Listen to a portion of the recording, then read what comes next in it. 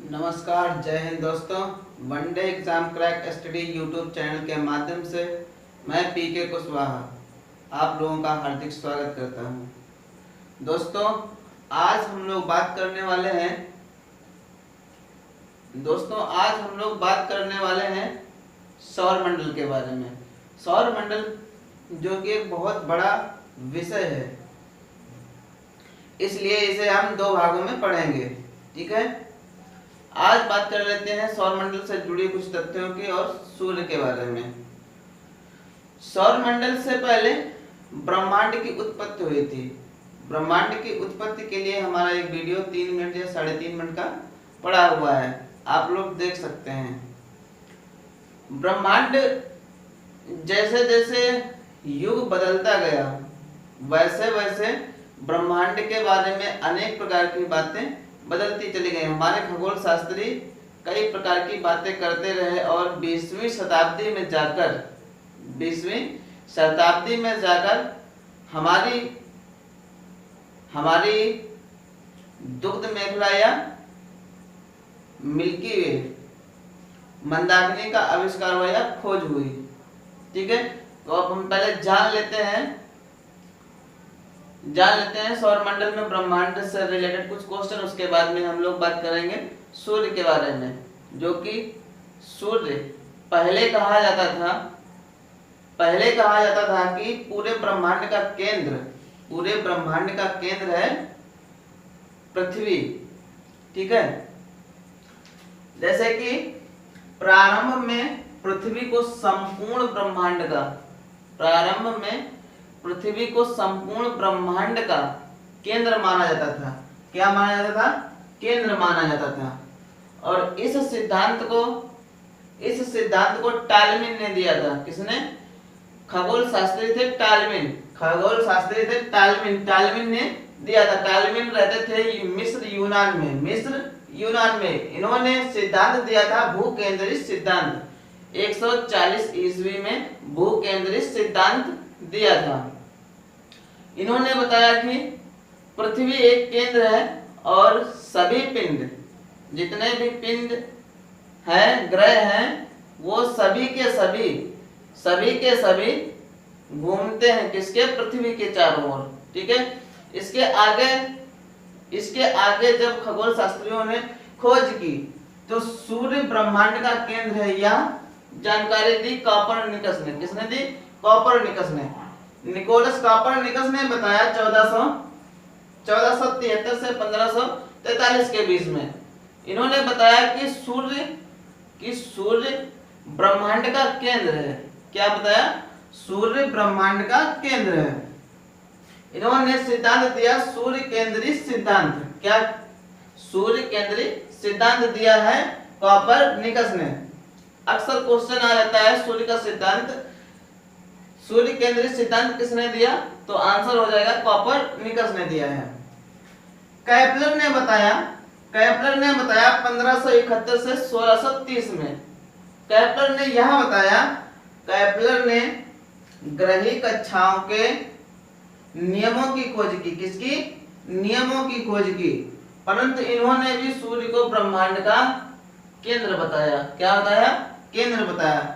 पहले कॉपरनिकस ने बताया, फिर केपलर ने भी कहा कि सूर्य ब्रह्मांड का केंद्र है। ठीक है, केपलर ने ग्रही कक्षाओं का कि सारे पिंड एक अपनी कक्ष में रहकर सारे पिंड सूर्य का चक्कर लगाते हैं। 20वीं शताब्दी में हमारी मंदाकिनी 20वीं शताब्दी, जैसा कि अभी हमने पहले बताया था कि 20वीं शताब्दी में हमारी मंदाकिनी कौन सी है? आकाशगंगा या मिल्की वे। ठीक है, आकाशगंगा या मिल्की वे की खोज हुई। ठीक है, इसमें बताया गया कि सूर्य दुग्ध मेखला या मिल्की वे या आकाशगंगा के बीचों बीच में स्थित ना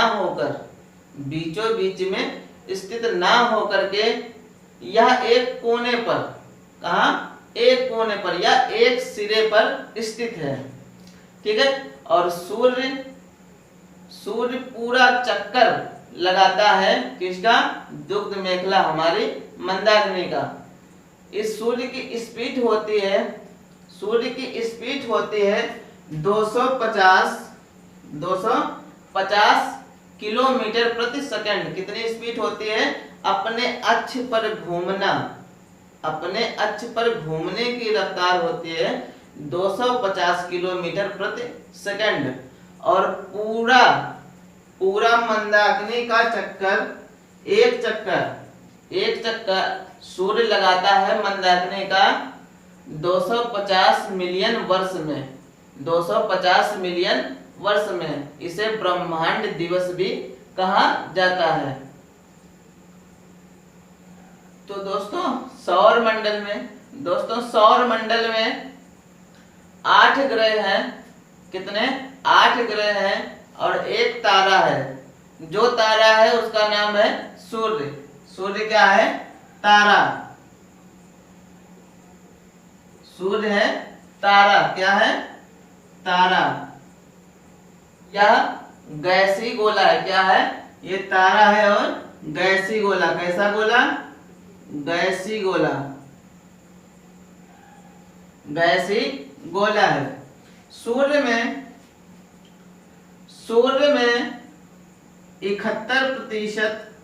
71% होता है हाइड्रोजन। क्या होता है? हाइड्रोजन। 71% होता है हाइड्रोजन। ठीक है, और 26.5% 26.5% होता है हीलियम। क्या होता है? हीलियम। चार कण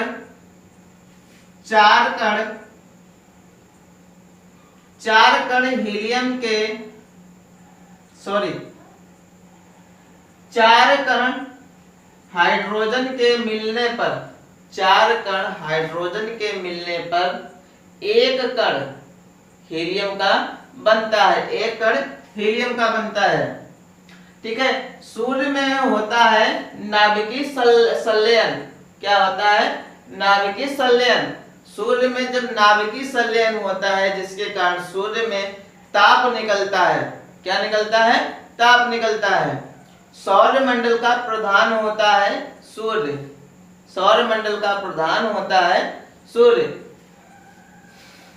सूर्य खुद अपने आप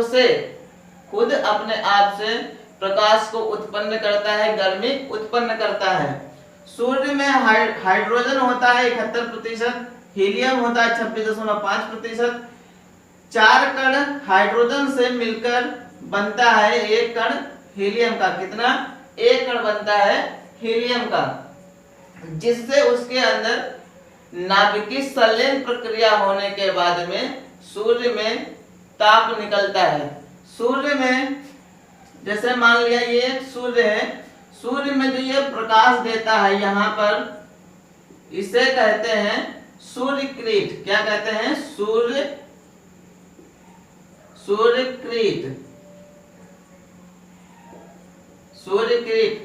अंग्रेजी में कहा जाता है या इंग्लिश में कहा जाता है कोरोना। क्या कहा जाता है?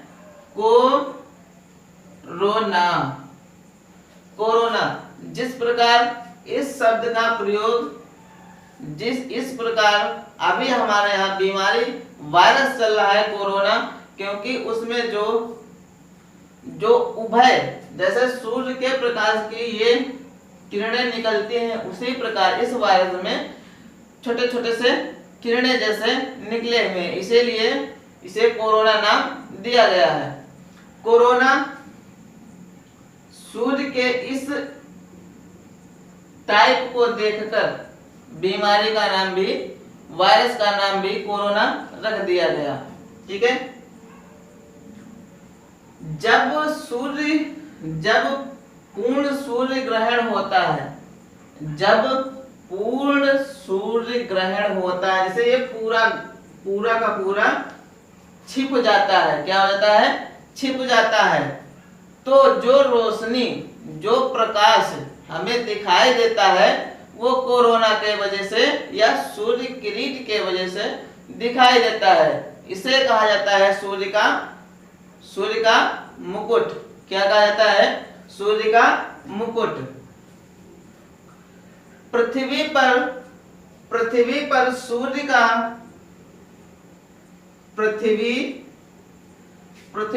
सूर्य का प्रकाश पहुंचने में समय लगता है 8.16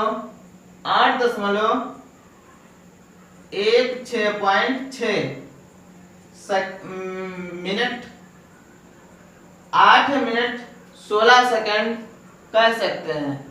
ठीक है, 8 मिनट 16 सेकंड में सूर्य का प्रकाश पृथ्वी पर पहुंचता है, जबकि चंद्रमा का प्रकाश पृथ्वी पर केवल 2 सेकंड में पहुंचता है। सूर्य का तापमान